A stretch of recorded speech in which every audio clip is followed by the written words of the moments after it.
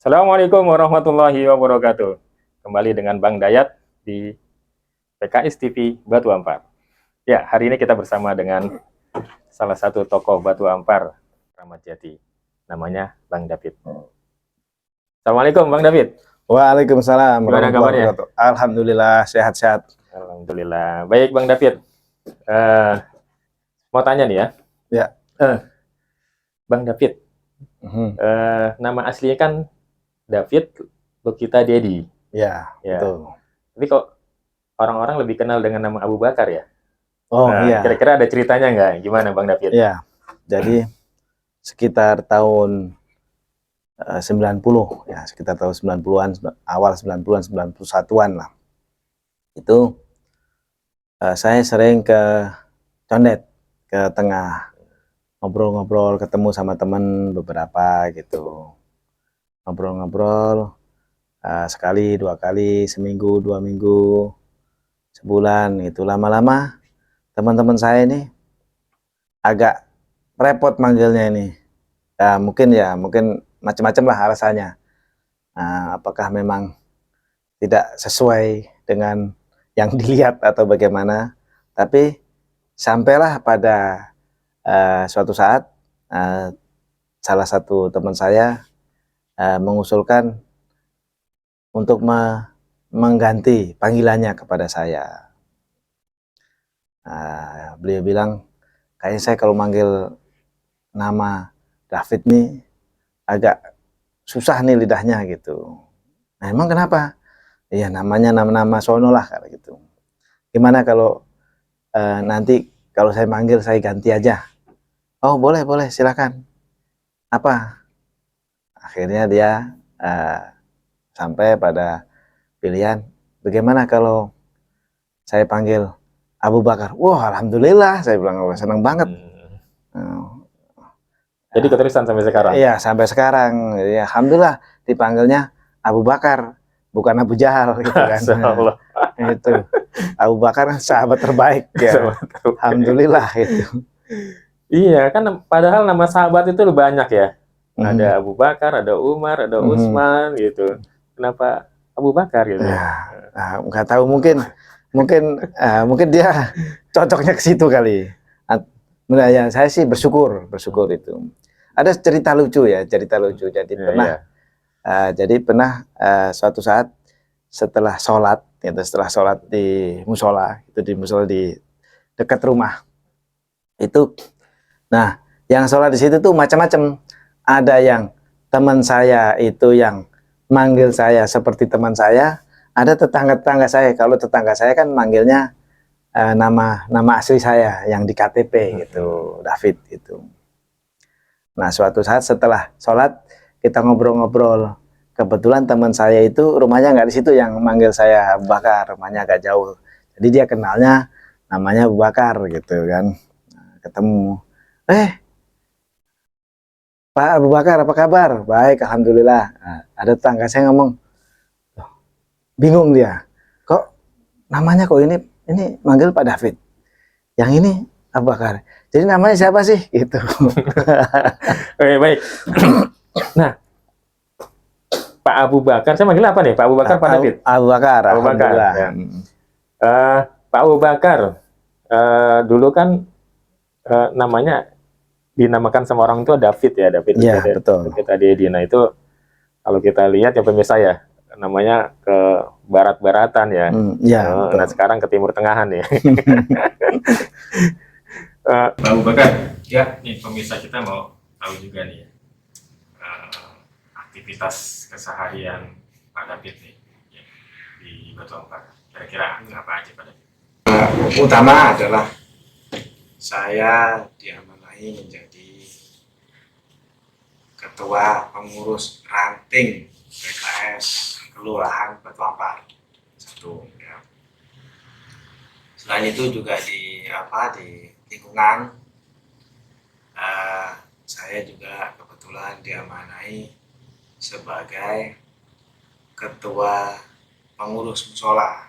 Alhamdulillah di dekat rumah itu ada musola, dan alhamdulillah teman-teman di sekitar musola itu punya kepedulian terhadap musola dan orang-orang sekitar, sehingga mulai dihidupkan kembali kegiatan-kegiatan musola. Alhamdulillah sampai saat ini sudah ada pengajian tahsin untuk dewasa, kemudian juga memberikan santunan tiap bulan, kasih ini ada paket sembako walaupun sedikit kepada beberapa orang yang memerlukan. Dan selain itu juga sudah setahun lebih musola itu memberikan beasiswa kepada salah satu anak di situ untuk masuk pesantren. Jadi tujuan utamanya adalah bagaimana musola ini bisa memutus dalam tanda kutip memutus kebodohan dalam keluarga tersebut, sehingga di antara keluarga itu diharapkan ada satu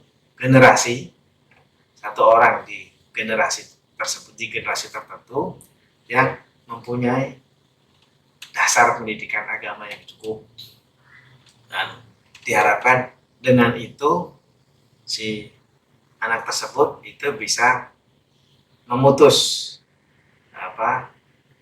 kebodohan di keluarga tersebut, karena pendidikan di keluarga tersebut kurang terlalu diperhatikan. Ya, ada yang cuma lulus SMP, SD, kemudian dasar pendidikan agamanya kurang diperhatikan.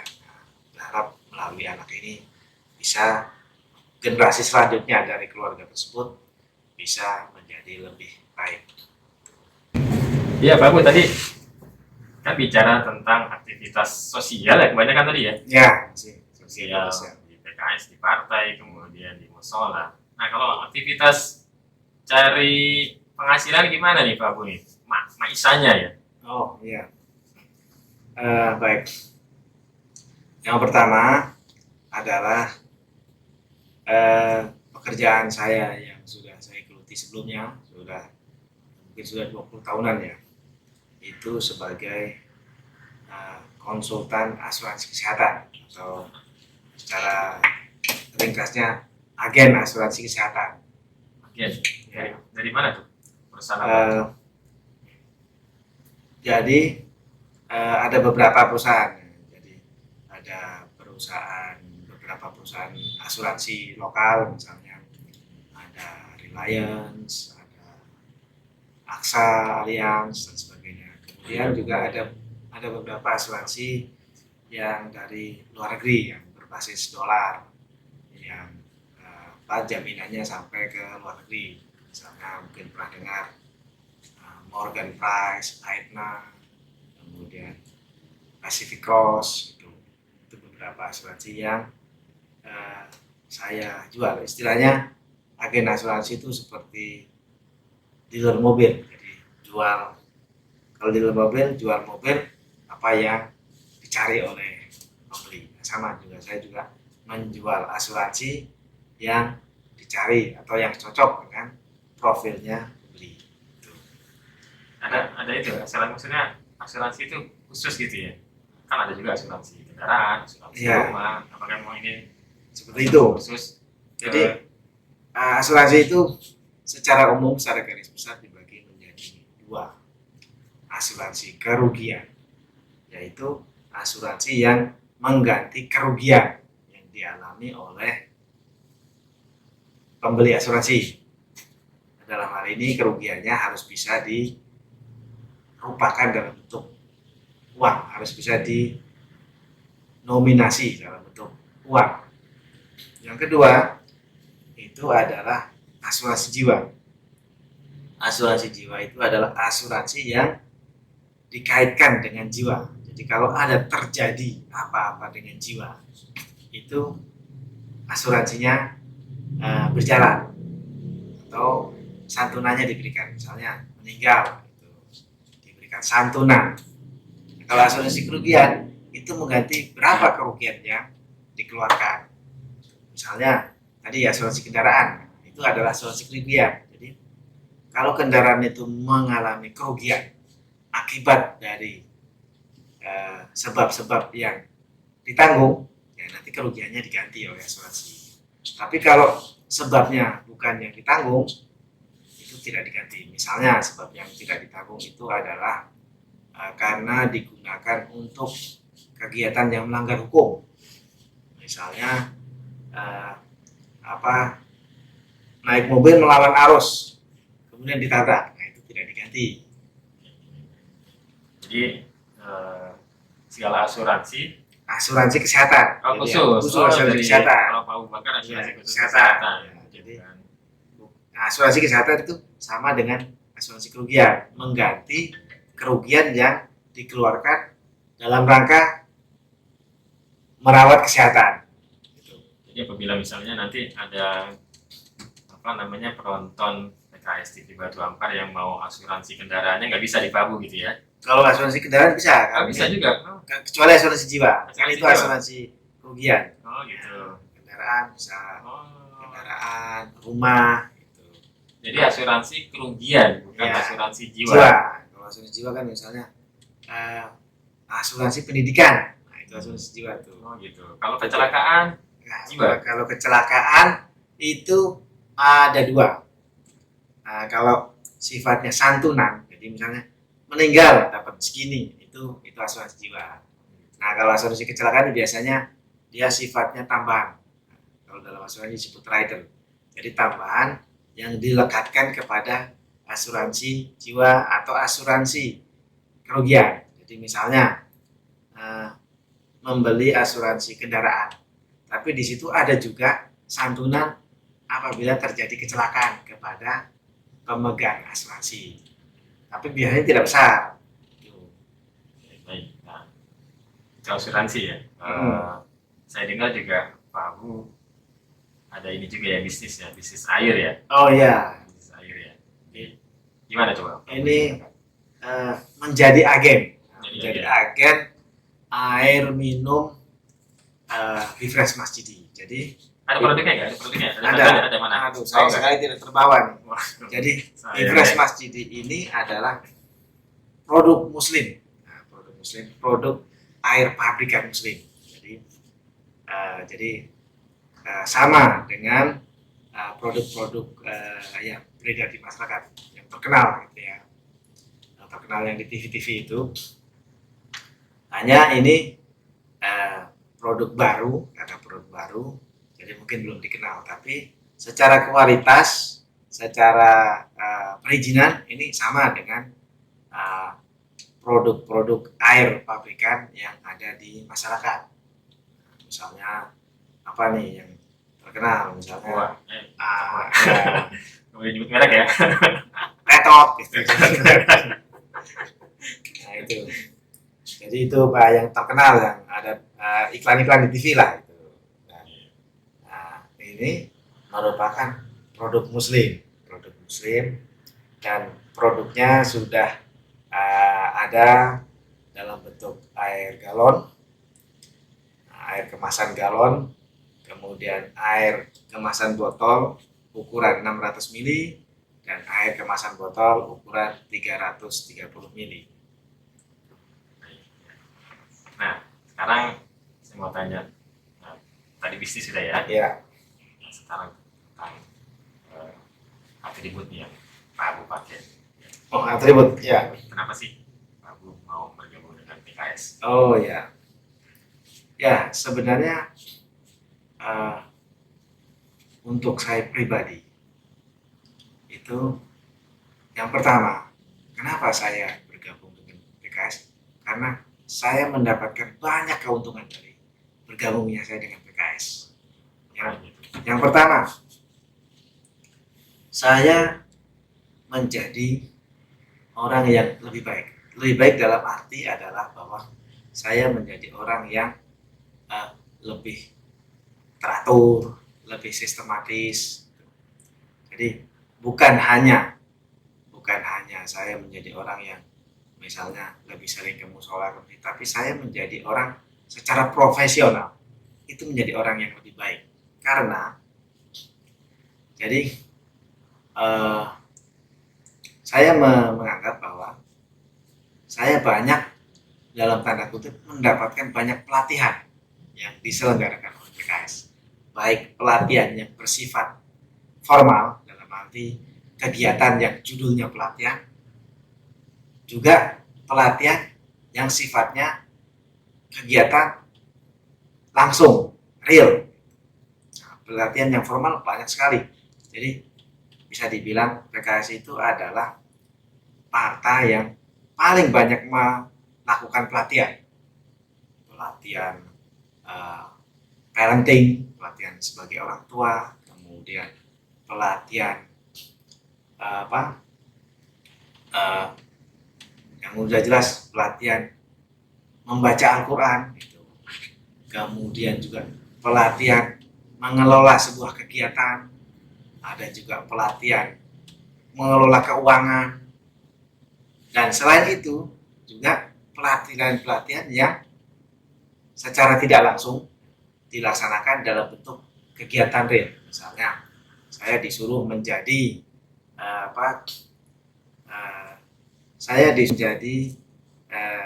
panitia di sebuah kegiatan, bagian misalnya absensi. Kemudian saya juga disuruh menjadi bagian dari sebuah kegiatan dalam hal bidang kebersihan. Dalam arti misalnya nyapu-nyapu apa gitu. Disitulah itu membentuk saya menjadi kalau dalam pekerjaan saya itu saya belajar menjadi customer service excellence, customer service. Jadi di pekerjaan saya itu alhamdulillah berkat saya aktif di PKS itu, di pekerjaan saya beberapa klien itu mengenal saya sebagai orang yang memberikan dalam pekerjaan saya yang memberikan pelayanan kepada customer, memberikan pelayanan prima. Nah, istilah sekarang tuh service excellence. Dan itu saya menganggap itu saya dapatkan dari ketika saya berinteraksi dengan teman-teman di PKS, baik mendapatkan pelatihan maupun ikut dalam kegiatan-kegiatannya. Itu mungkin. Ini nih biasanya yang sering khususnya orang-orang yang orang masjid gitu ya. Pak Abu ini kan ketua musola. Iya. Dan satu sisi Pak Abu sebagai anggota partai, apalagi sekarang sebagai ketua DPRA. Iya. Nah, ada nggak banyak kan orang yang khawatir gitu ketika kader PKS ya, dipilih menjadi pengurus masjid atau bahkan menjadi ketua masjid atau ketua musola. Mereka khawatir apa masjidnya atau musolanya di PKS kan gitu ya. Nah, bagaimana nih tanggapan Pak Abu nih dengan sekarang kan Pak Abu sebagai ketua DPRA, kemudian ketua musola, ada nggak anggapan-anggapan gitu di jemaah gitu ya? Awalnya memang ada kekhawatiran dari teman-teman jemaah biasa gitu kan. Ini jangan-jangan karena waktu itu ada yang bercerita. Jadi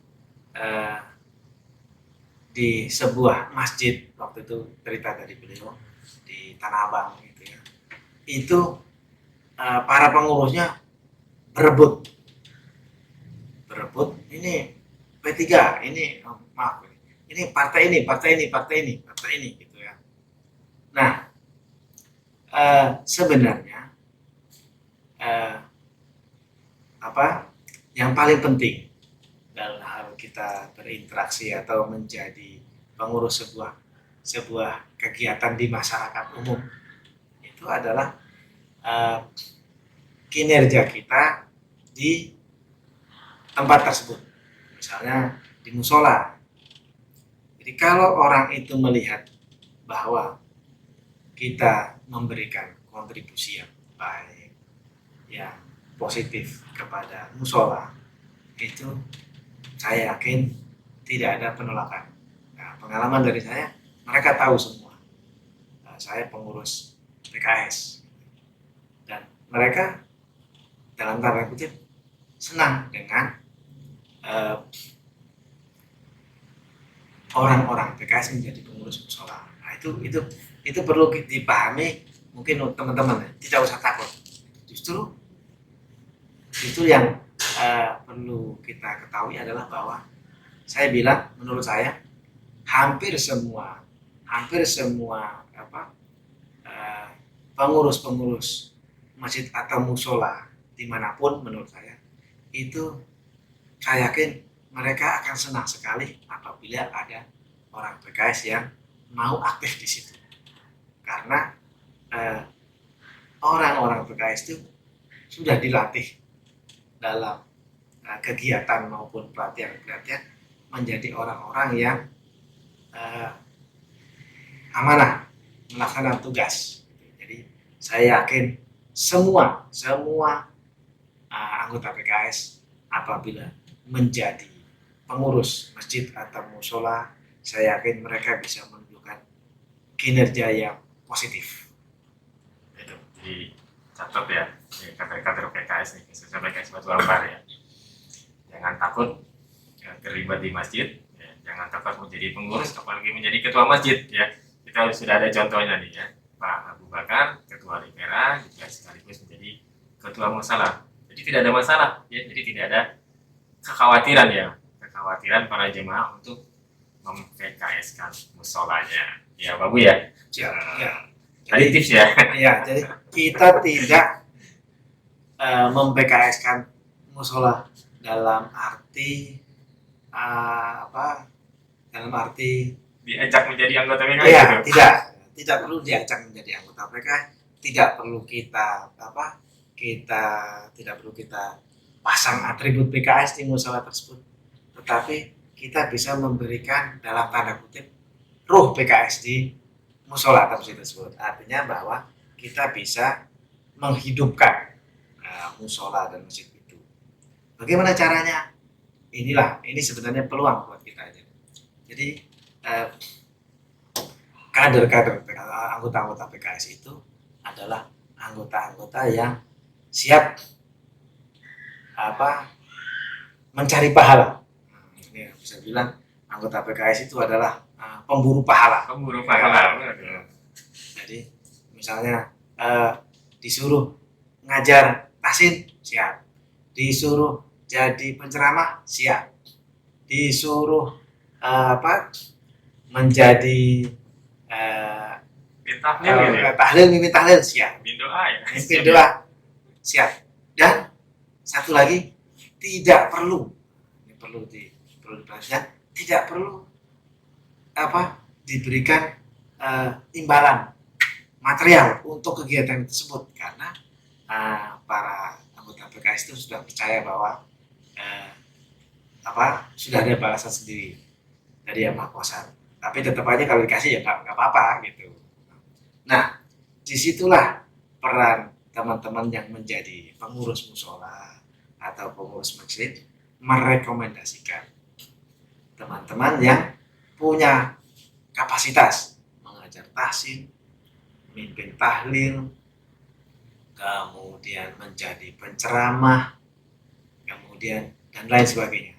Dan itu akan berefek sangat positif bagi pertama bagi teman-teman yang menjadi pengurus, karena bisa merekomendasikan instruktur, guru, penceramah yang berkualitas dengan cepat, dalam tanda kutip, tanpa mengeluarkan biaya. Itu satu. Yang kedua, efeknya adalah bagi teman-teman yang menjadi penceramah, guru atau instruktur di musola tersebut atau di masjid tersebut adalah bahwa teman-teman yang menjadi penceramah, pengisi tersebut itu secara tidak langsung sudah bisa menjadi tokoh di masjid atau musola tersebut, sehingga apabila teman-teman yang sudah mengisi itu merekomendasikan kegiatan atau mau melaksanakan kegiatan itu sudah diterima oleh jamaah maupun pengurus mushola tersebut. Ya, bagus juga nih slogannya ya. Jadi para kader PKS yang diminta untuk mengajar, bikin tahlilan, tidak perlu apa namanya, diberi imbalan ya. Nah, dalam tanda kutip artinya apabila musola masjid tersebut itu Kelebihan ya, gitu ya. masih apa tidak punya dana, itu nggak masalah, gitu. Tidak masalah. Jadi pinjam istilah Coach Stephen bahwa rata-rata kader PKS itu punya apa namanya slogan apa namanya, pemulung pahala ya, Nah, pemulung pahala. pemulung pahala. Waduh, nah, ya. Kali pahala-pahala yang berserakan itu ya tidak diambil oleh orang-orang. Nah, ini tadi seperti kata Bang Dayat mengutip dari Coach Stephen, itulah pahala yang berserakan, itulah yang kita ambil gitu. Dan tidak perlu mengeluarkan biaya. Oke, baik. Kita lanjut lagi. Ini pertanyaan terakhir sebelum closing ya. Baik. Jadi tadi di samping Pak Abu, Ketua Mushola, Ketua DPRA, kemudian juga agen Asuransi kesehatan. asuransi kesehatan dan agen air minum Mas Jidi ya. Ya. Mas Jidi. Nah, profesi Pak Abu kan sebelumnya sebagai guru ya. Iya. Bahasa Inggris. Nah, bagaimana profesi guru ini bisa nggak gitu ya untuk apa namanya sebagai anaknya sebagai profesi guru, profesi guru itu bermanfaat sebagai anggota PKS, sebagai kader PKS. Oh, tentu saja, tentu. Jadi background latar belakang kita masing-masing itu sangat memberikan kontribusi kepada organisasi atau kelompok yang kita ikuti. Misalnya pengalaman saya sebagai guru itu yang pertama memberikan pelajaran kepada saya atau memberikan pelatihan kepada saya untuk bisa memahami orang-orang dari berbagai latar belakang dan berbagai kemampuan. Jadi dengan kita menjadi guru itu salah satu efek positifnya adalah bahwa kita bisa memahami partner kita atau lawan bicara kita dari berbagai macam latar belakang, dan kita juga bisa menerima omongan atau ucapan atau celetukan dari orang-orang lawan bicara kita. Jadi kita tidak mudah marah, tidak mudah tersinggung, karena kalau kita biasa ngajar di kelas, kita kan biasa berhadapan dengan macam-macam murid. Ada yang nurut, ada yang disuruh apa aja diem, ada yang gampang nyeletuk, macam-macam. Dan itu melatih kita untuk menjadi orang yang bisa menerima macam-macam ucapan atau sikap dari lawan bicara kita. Dan itu melatih kesabaran kita. Itu satu efek positifnya. Yang kedua, tentu saja ilmu kita itu bisa bermanfaat kepada kelompok atau organisasi yang kita masuki. Misalnya saya sebagai guru bahasa Inggris, tentu saya harus punya kontribusi terhadap kelompok lingkungan saya atas dasar ilmu yang saya punyai. Misalnya di lingkungan, kelompok tetangga, kiri kanan, saya bisa membantu anak-anak di sekitar saya untuk belajar bahasa Inggris. Di samping juga kalau ada tetangga yang tanya-tanya sedikit atau teman-teman dari organisasi yang tanya sedikit mengenai bahasa Inggris, saya bisa membantu. Nah, tetapi juga ada juga menurut saya hal-hal yang saya dapat di PKS itu membantu saya eh, menjadi orang yang lebih baik di profesi saya. Misalnya guru. Guru itu kalau dalam misalnya dalam kalau kita analogikan di industri film, itu guru itu ya sutradara, ya bintang utama gitu ya, penulis skenario, hampir semua posisi-posisi yang kunci itu dipegang oleh guru. Sehingga dalam tanda kutip, kalau seseorang itu sudah mengajar cukup lama, itu bisa menjadi orang yang tidak mau menerima kritik dari orang, karena dia biasa, dia adalah sutradara, dia adalah raja, dia adalah kingmaker sekaligus. Jadi dia kuasanya sangat tinggi, sehingga bisa menjadi otoriter. Oke, baik ya. Sudrajat. Ya, Mungkin terakhir closing statement dari kamu sebagai ketua DPR. Kira-kira apa nih buat khususnya kader-kader PKS di Batu Ampar? ya, yang pertama adalah saya ingin menyampaikan kepada teman-teman untuk aktif di lingkungan, aktif berperan, baik sebagai pengurus RT, pengurus musola, setiap ada kesempatan, karena teman-teman telah dibekali banyak oleh organisasi, oleh PKS untuk bisa menjadi salah satu elemen masyarakat yang bermanfaat. Dan saya yakin apabila teman-teman bisa menjadi pengurus atau apa saja di masyarakat, itu selalu menjadi pengurus atau anggota-anggota masyarakat yang baik. Itu yang pertama. Yang kedua, bahwa kita itu sebenarnya adalah secara fitrahnya itu bergerak aktif. Jadi kalau kita itu tidak aktif, itu sebenarnya melawan kodrat, dan itu membuat kita menjadi tambah lelah, sehingga untuk beraktivitas di masyarakat itu sebenarnya menyalurkan energi kita, dan energi kita itu secara positif diterima oleh masyarakat, sehingga itu adalah kegiatan yang positif untuk kita dan bermanfaat positif untuk masyarakat. Itu tadi closing dari Pak Abu Bakar sebagai Ketua DPR PKS Batu Ampar. Ya.